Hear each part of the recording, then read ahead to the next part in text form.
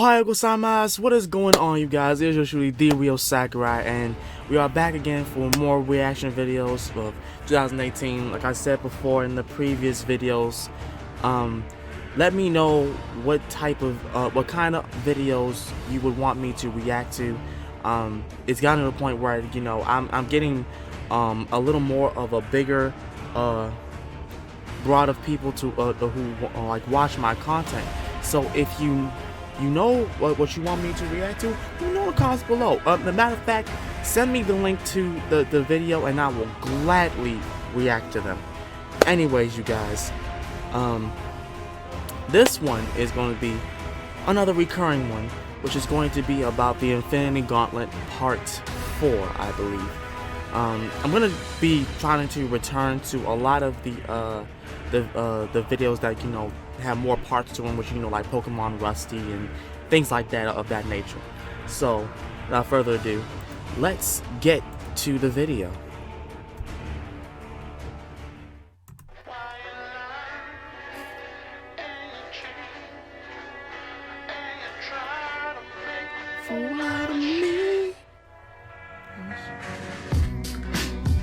All right.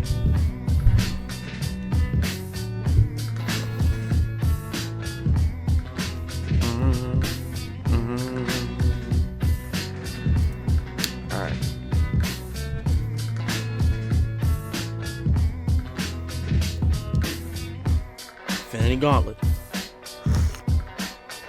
Part 4. So as we get into Part 4 of the Infinity Gauntlet storyline, we're going to be seeing this comic unfolding from the perspective of Eros. And again, Eros is the brother of Thanos, and Eros has had his ability to speak removed. But he's simply going to be telling us more or less, you know, throughout his thoughts, what it is that's going on here, what it is that's taking place. What we're also going to be seeing here is, for the most part, an absolute slaughter. We're going to be seeing the Earthbound superheroes really not being able to do anything to oppose the power of Thanos. But the things that he does to them, the way that he chooses to defeat them, I think are very interesting. And if this sort of story plays out in the Marvel Cinematic Universe, if Marvel is truly going the direction of the Infinity Gauntlet, then I think, for the most part, with the exception of characters like Cyclops and Silver Surfer being interchanged with other characters, that we'll see this story unfolding in such a way to where it will be very intriguing and a very rich sort of conflict. And what we see happening as the comic opens up is that the Earthbound superheroes are at the shrine of Mistress Death. They have arrived at Thanos' location to begin the conflict. But Thanos has used the time gem to freeze time completely. The only people who are not affected by the freezing of time is Mephisto, Mistress Death, Nebula, Taraxia, who of course was a creation of Thanos, and the Watcher and Eros. And what Thanos does here, what he sort of comments on, is the fact that if this is the force that the superheroes were able to muster together, then he's really not too concerned. He could simply use his reality gem and just blink them out of existence entirely. And what we see Mephisto saying is that there are other individuals with which Thanos should concern himself with. That Thanos should concern himself with the Silver Surfer and with Adam Warlock.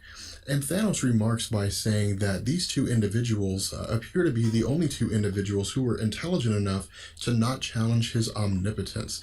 And I would like you guys to pay very close attention here, because again, this is Thanos demonstrating a vast amount of arrogance.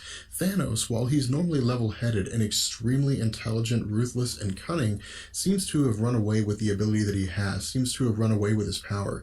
And he's more or less being governed by arrogance and the belief of absolute power, rather than thinking rationally and simply just ending the conflict to ensure his absolute victory. Now, what we also see Mephisto doing here is something very interesting, something very intriguing. Mephisto tells Thanos to stay his hand, to not kill Adam Warlock and the Silver Surfer.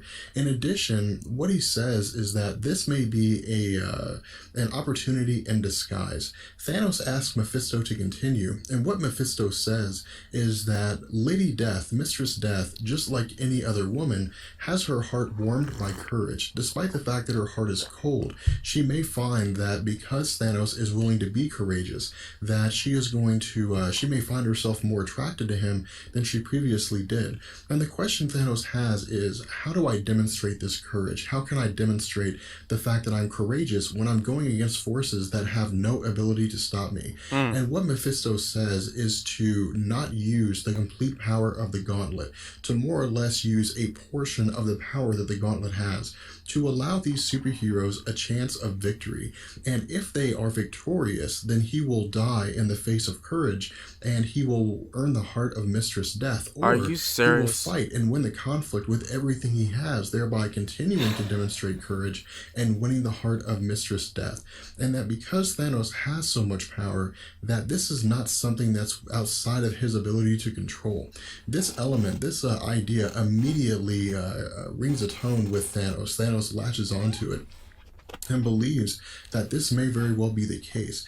And we see Eros commenting on this. Eros says that this is very strange, this is very weird, that for the most part, Mephisto just allowed the Earthbound superheroes the slightest chance for victory, however small, however unlikely it may be. They stand more of a chance now than they ever did before. Yeah. And so he's more or less trying to figure out what kind of game Mephisto is playing here, what it is that he's doing. And so what we see Thanos doing is unfreezing time. Thanos, for the most part, allows the conflict to continue using Own the Power Gem. Now, the other thing here is that Eros sees that somebody is standing over him, and when he looks up, he realizes that it's only Nebula. Now, Nebula is someone I would like you to keep in the back of your head, because Nebula will become extremely important in the Infinity Gauntlet storyline. But as the story continues, as things move forward again, Thanos says that he's only going to use his power gem, and that the power gem should allow him whatever it is that he needs to do. It will augment the existing abilities that he has to the point where he will still be able to defeat the Earthbound superheroes. And so what Thanos does is he snaps his fingers and time continues. From here we see that Namor the Submariner and various other superheroes who were on a collision course with the Shrine continue along the path that they were previously on, and various things are destroyed. But what we see as this story continues is that for the most part, this belief in the possibility of victory goes away very, very fast. And the reason why is because we see the Incredible Hulk using the full power at his disposal, as angry as he can possibly get, and attempting to punch Thanos, attempting to assault Thanos. But Thanos here appears to maybe make himself extremely large, make him take on some sort of mass, and he's able to, for the most part, overpower the Incredible Hulk, or at the very least push him away. But we see that the actions of the Incredible Hulk were a diversion in order for the Vision to sneak up behind Thanos and attempt to defeat him. But the power that the Vision has is not enough for Thanos to be defeated. He really doesn't do much here. He simply just kind of shoots an energy beam at Thanos, but that's pretty much it. And again, we see Eros continuing to comment here, saying that this strategy was flawlessly executed, that this strategy was absolutely perfect, and that a lesser foe, anyone other than Thanos, would have been defeated here. But in the end, they're fighting Thanos. And even if Thanos were not using the Infinity Gauntlet, he would still be able to withstand the power of this attack due to the vast power that Thanos has. Thanos goes on to comment and say that he never would have expected this kind of an attack, that this actually took him by surprise. And again, we see Eros also commenting, saying that Captain America is leading the charge, which is the reason why a lot of these attacks are so well coordinated. Yeah, we see Captain America commenting and saying to continue on relentlessly trying to overpower Thanos, to continue trying to do what they can to defeat Thanos. But again, we switch back to Eros here. Military tactics. And Eros continues to comment and say that these hopes are vain. The possibility of defeating Thanos is simply just something that can't be done.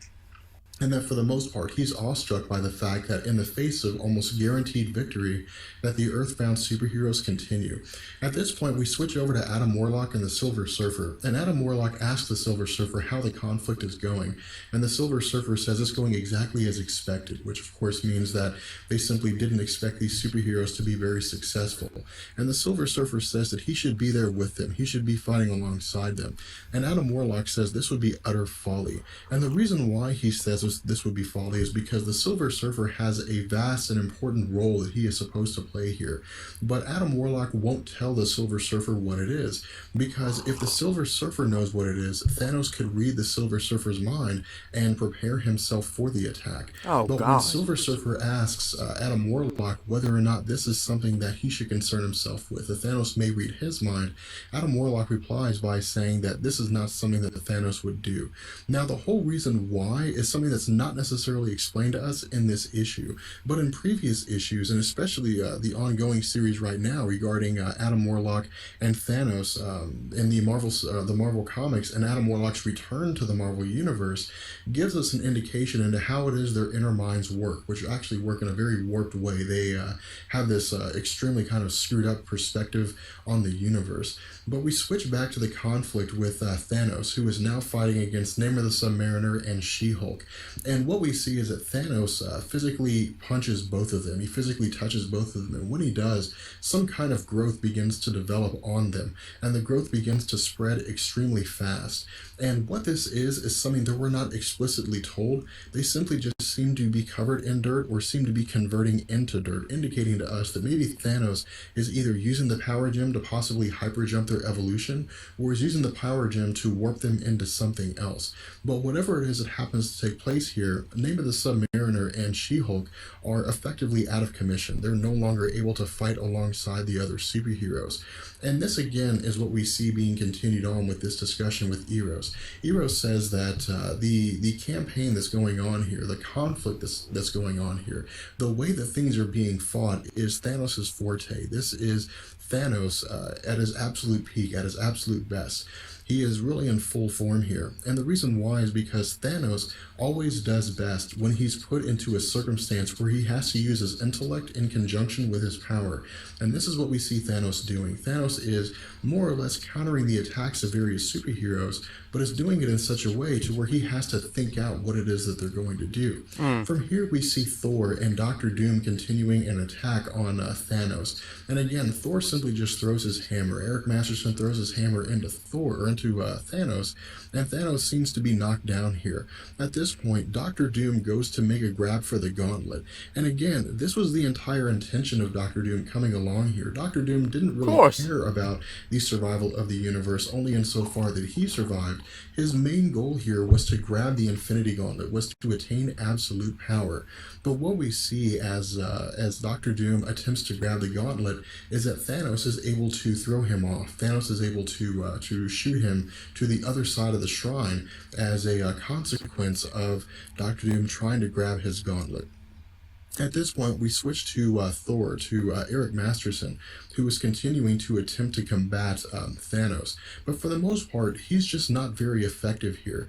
As Eric Masterson throws the hammer of Thor towards Thanos, Thanos creates a portal, and the portal sends the hammer somewhere else. Now, we're not exactly sure where it sends it at the moment, but Eric Masterson begins to panic, and the reason why here is because if he does not re-attain the hammer within 60 seconds, he'll turn back into his normal mortal form. He'll lose the form of Thor.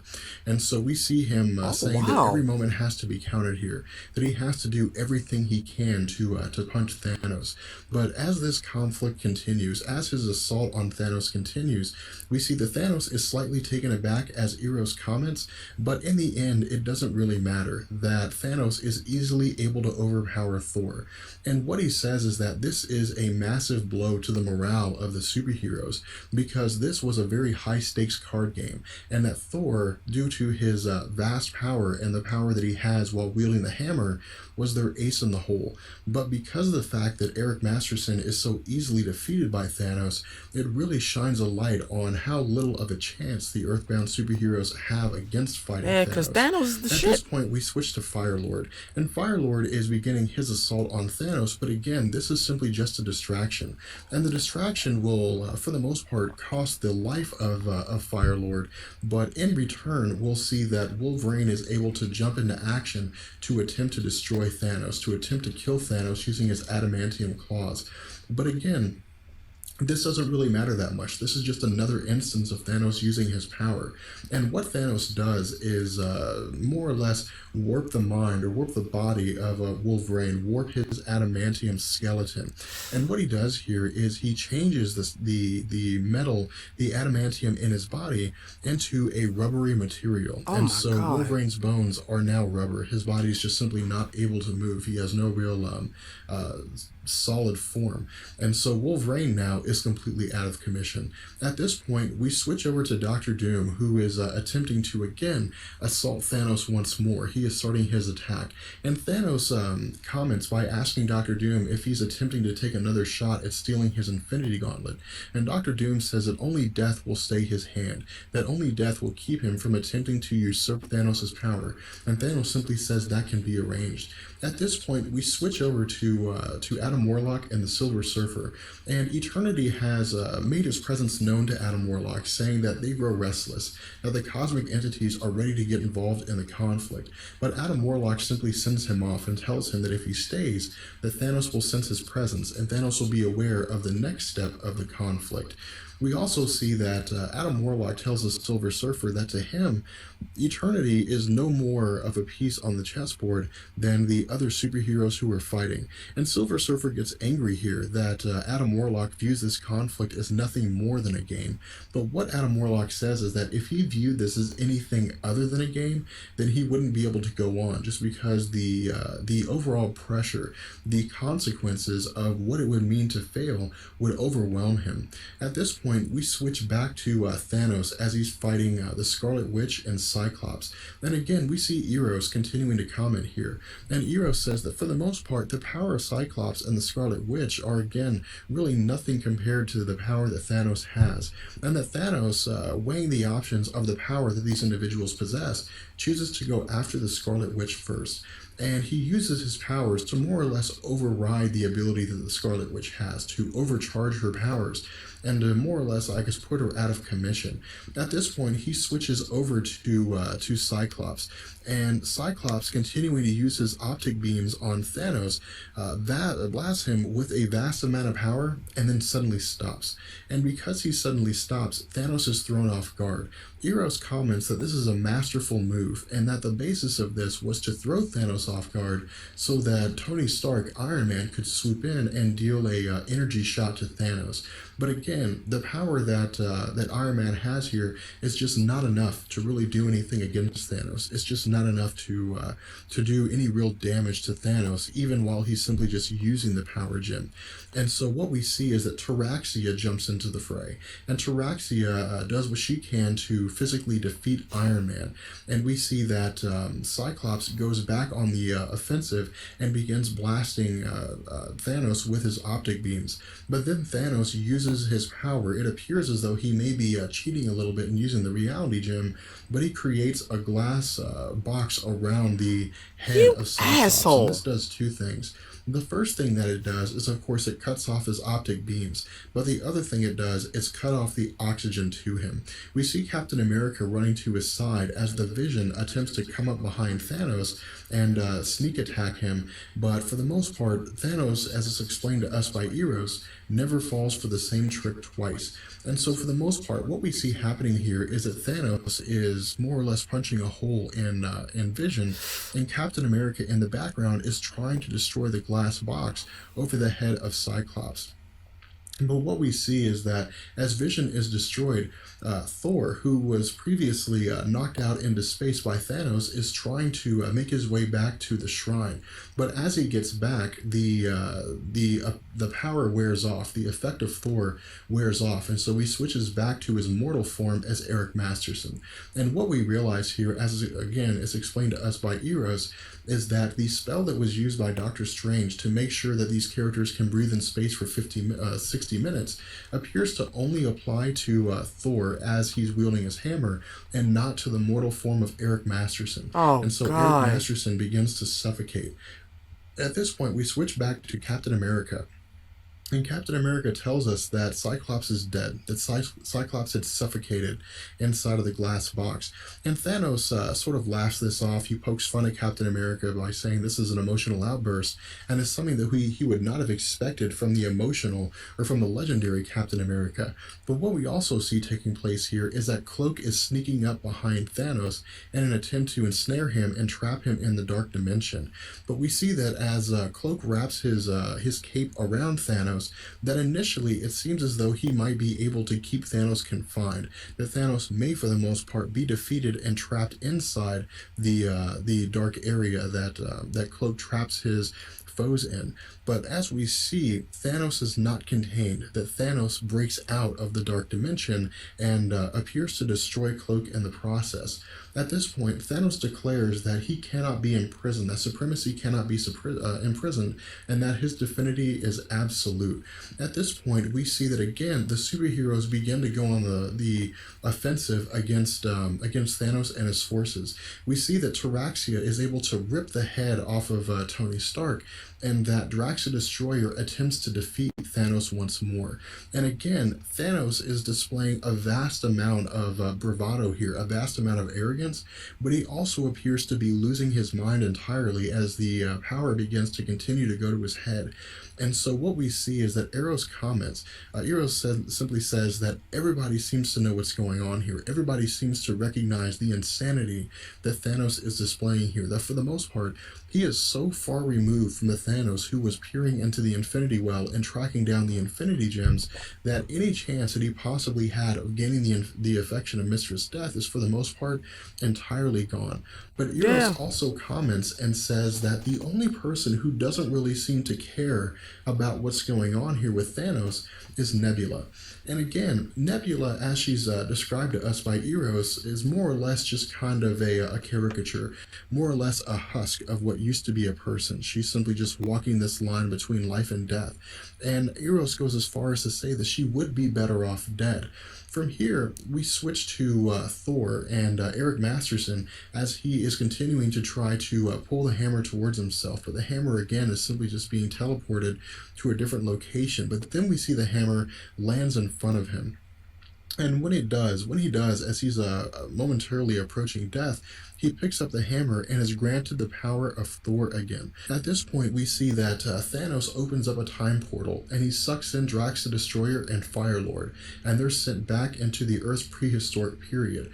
But what we also see is that Taraxia is saying that she's managed to dispatch Iron Man, that she has killed Tony Stark more or less, as she's ripped the head off of his shield, of his suit. We see that that Thanos says that he loves a woman who shares his same values, who for the most part is a reflection of him, and it almost seems as though he's getting ready to say that she's a person he may come to love.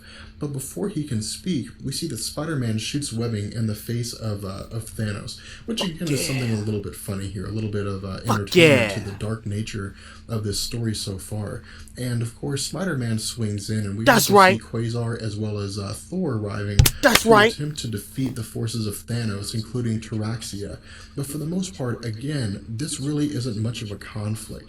Taraxia is able to subdue Spider-Man for the most part, and Thor, Eric Masterson, continues pummeling away at Thanos. He says that Thanos wiping out half the life in the universe is probably the worst act he thinks he could have committed, and that this is simply not something that can be allowed to pass. That Thor, that Eric Masterson, is going to use all of his power to try to kill Thanos, even if it means killing himself in the process. But what we see is that Thanos uses his Infinity Gauntlet to turn Thor into glass, into a solid piece of glass. And so again, we see this comment being made here, that finally people are starting to understand the realization of the truth, that for the most part, all is lost, that Thanos, using the power of the Infinity Gauntlet, could kill and eliminate all the forces of the Earthbound superheroes in any one of 1,000 ways. And so for the most part, this battle, again, was over before it even started. At this point, we see Nova arrive, and as Richard Rider flies in, he simply tells Thanos that this is not going to happen, that no one is going to destroy Thor as long as he is around. But then Thanos comments by saying square, not round, squares and cubes.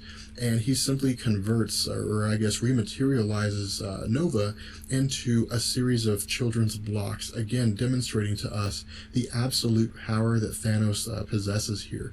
At this point, we see Thanos destroy the crystal form of Thor, and then we see Quasar stepping into the fray.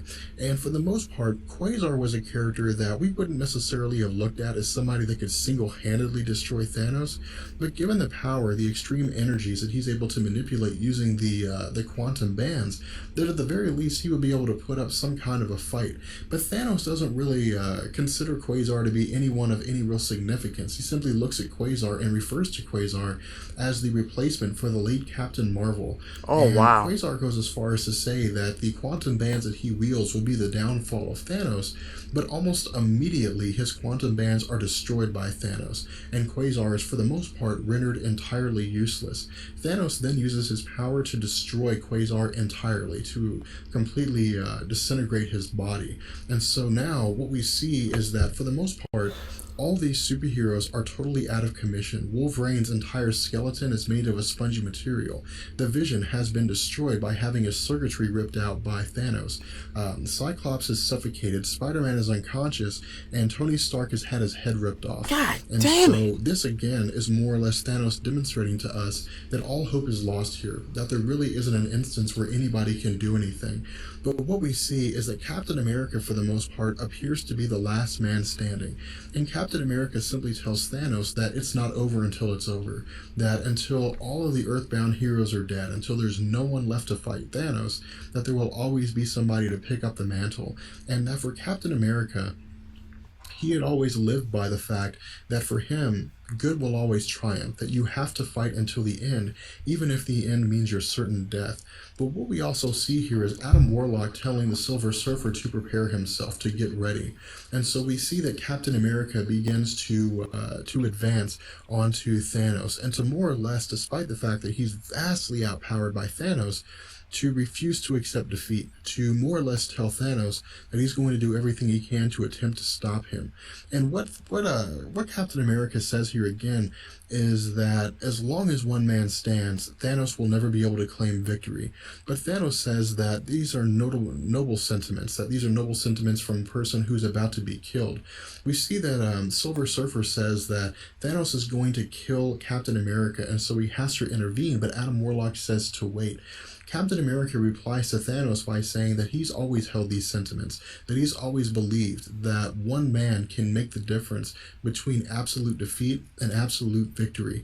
And so these words, this creed that he has is a creed worth dying for. And Thanos simply replies by saying, then he shall die for these words. And he simply destroys his shield by smacking it. At this point, we see that as he's getting ready to deal the killing blow to Captain America, we Finally, see that Adam Warlock yells at Silver Surfer to run, to move as fast as he can. And so we see Silver Surfer using all of his energy to travel as fast as he possibly can across the cosmos to where Thanos is at. And in almost the blink of an eye, Silver Surfer has arrived at his location. And what we see is that the goal of Silver Surfer here is to snatch the Infinity Gauntlet off the hand of Thanos as he's getting ready to kill Captain America. But at the very last second, we see that Thanos realizes what it is that the Silver Surfer's trying to do and is able to keep his Infinity Gauntlet from being stolen. At this point, Thanos begins to come to. He begins to regain his senses, regain his sanity, and he realizes that he's been a fool here, that he has allowed the words of Mephisto to more or less override his logic, override his reason. And so he more or less reverts back to the old Thanos that we knew, where he would go into conflicts with a logic, with a solid mindset in terms of how best to defeat his opponents. And so what he says is that he almost lost it all due to his arrogance, due to his insanity. He almost lost the Infinity Gauntlet. And so he wills himself back to full power. He wills himself back to being able to manipulate all of the power that the Infinity Gauntlet possesses. And so the first thing we see him do is say that he wills himself to clear the entire battlefield of everything that's there, to clear the entire battlefield of all the dead bodies and all the destruction, because what's coming is going to be a far greater struggle than what he's just been through. Adam Warlock begins to comment and say that they tried to do it the easy way and they failed. And so now the conflict is coming that he tried to avoid. The conflict is coming that he didn't want to have, because it's a conflict that the universe may not survive. And so he calls on eternity and the rest of the cosmic entities. From here, we're going to go ahead and bring this video to an end, and what we're going to see in the next video is this continued discussion where we see the cosmic entities beginning to lay on the offensive towards Thanos and doing the best they can to oppose Thanos while he's holding the Infinity Gauntlet. And what we'll see as this story progresses is again that Nebula will become the most important character. She will immediately come to the limelight as the single most important character in the Infinity Gauntlet event as we continue. With that being said, I will see you guys in the next video. Peace. Oh my gosh. Oh God. Oh my God. That was ridiculous. Iron Man's dead. Spider-Man's unconscious. Cyclops is basically dead, because he lost air to breathe. Thanos shattered Captain America's shield, knocked him out. Silver Surfer, he could have, just my own opinion, he could have been did that. There were so many instances where Thanos was, wasn't even paying attention, because after Thor was trying to make put a dent in Thanos, he could have been trying to take that gauntlet. And if that was the plan, I thought the plan was just, to use Silver Surfer's cosmic energy and to knock him the hell down first, then take the gauntlet. Not just swoop in and then just take the gauntlet. That doesn't make... Adam Warlock, I'm telling you, you better pull off some type of fierce. And I don't know what Nebula's getting ready to do, but I hope it's something, because Thanos right now, he's got too much power. And the fact that, here's what that kills me, the fact that he just simply said okay when Mephisto told him that Mistress Death would actually be kind of happy if you lost. It was just like, okay. So this whole thing doesn't really matter to you as long as you get the pull from her, then you good. Even though you just made an entirely new woman for yourself to fondle upon it and do whatever you want to with. No, you still want Mistress Death. I can't wait for part 4. Anyway, you guys, that's going to be it for this video. I hope you guys enjoyed it. If you did, please make sure to like, comment, and subscribe to the video. Let me know what you guys think about the video. Did you like it? Did you hate it? Are you ready to see part 4? Are you ready to see me to react to more videos?